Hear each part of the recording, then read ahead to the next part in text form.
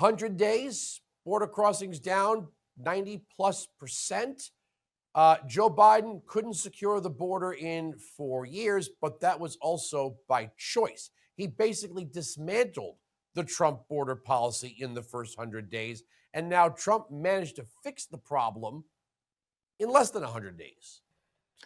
That's absolutely correct. And worse, Biden lied and said there was nothing more that he could do to secure the border unless Congress passed the awful Senate bill that would have just codified the very tools Biden used to destroy the border. So, as Trump said before the joint Congress, it only required a new president to fix the border.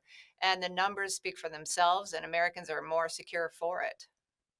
What do you make of this new narrative that we're deporting toddlers? They make it sound like there's an aircraft with, with car seats that you would have for a 2-year-old.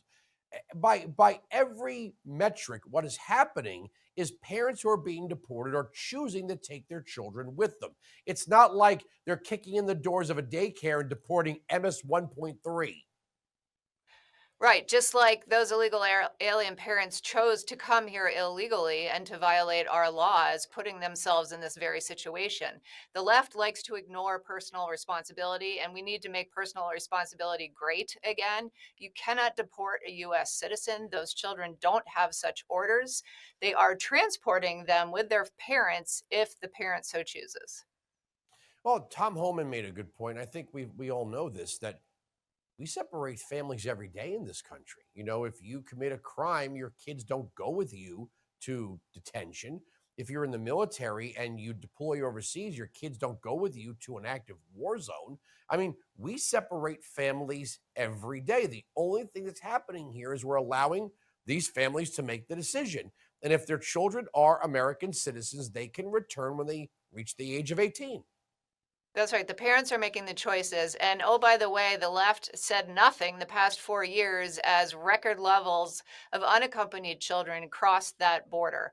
Now, suddenly, they are concerned that children are going to be sent home.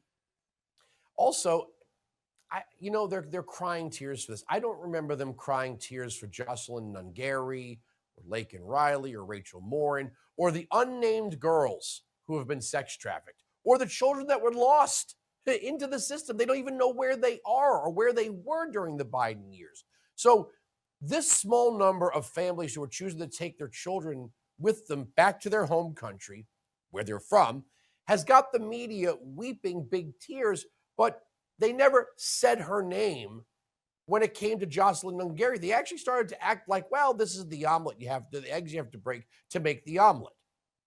Yeah, this is a old left tactic of focusing on children and families and separation. The difference is the past 4 years. The difference is the historic numbers of illegal aliens Biden let in. And so the left's tactics don't work anymore. Their messaging is not resonating with the American public because so much damage was done to this country. And that is why overwhelming number of Americans voted for Donald Trump, including his promises to secure the border and do mass deportations.